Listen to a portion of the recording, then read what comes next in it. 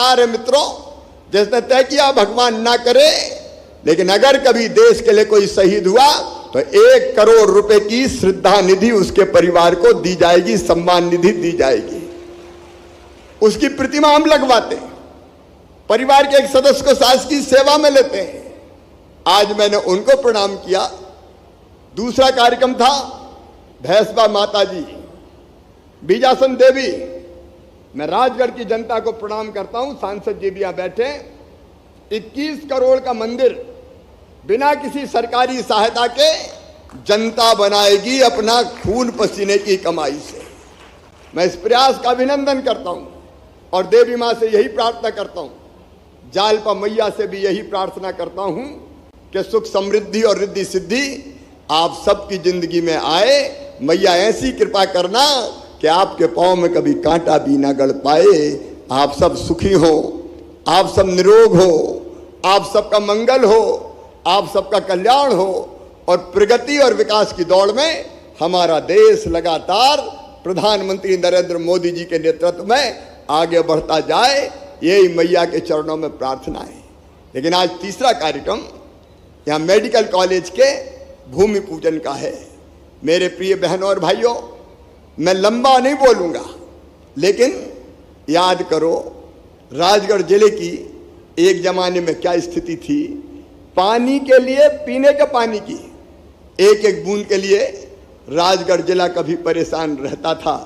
आज मुझे कहते हुए गर्व है और मुझे कहते हुए संतोष है कि एक नहीं, मोहनपुरा डैम, कुंडलिया डैम, पार्वती रिंच परियोजना, सुठालिया डैम, एक नहीं अनेकों डैमों की श्रृंखला अगर बनाई तो हमने बनाई, भारतीय जनता पार्टी की सरकार ने बना के दिए। और आज मैं फिर कह रहा हूं, कभी कभी कहीं जाते हैं तो डिमांड आती है कि हमारा गांव छूट गया, हमारा क्षेत्र छूट गया। राजगढ़ के बहनों और भाइयों, पानी जहां रोका जा सकेगा रोकेंगे और आपकी धरती को सबसे श्याम लाम बनाने में कोई कसर नहीं छोड़ेंगे। ये भारतीय जनता पार्टी की सरकार है। जनता की सेवा करना, विकास के काम करना। आप देखिए एक जमाने में सड़कों की हालत क्या थी, आज चारों तरफ सड़कों का जाल बिछा है तो भारतीय जनता पार्टी की सरकार में बिछा है। अलग अलग जगह आप देखिए, कहीं ITI, कहीं कॉलेज, कहीं विद्यालय, कहीं महाविद्यालय, कहीं CM राज स्कूल अगर बनाए तो मुझे कहते हुए संतोष है कि भारतीय जनता पार्टी की सरकार ने बना के आपकी सेवा में समर्पित किए हैं। विकास के पैमाने पर अगर देखें तो केंद्र में भारतीय जनता पार्टी की सरकार मोदी जी के नेतृत्व में काम कर रही है और यहां आपके आशीर्वाद से आपका सेवक मुख्यमंत्री है। हमने विकास के कामों में राजगढ़ जिले में कोई कसर नहीं छोड़ी है। लेकिन मैं यहाँ के किसानों से आज एक प्रार्थना करना चाहता हूं। ये राजगढ़ जिले की धरती जो कभी सूखी कहलाती थी, आज मैं पूरे विश्वास के साथ कह रहा हूं, आने वाले 5 साल में पंजाब और हरियाणा को ये उत्पादन में पीछे छोड़ेगी। पंजाब हरियाणा को पीछे छोड़ेगी।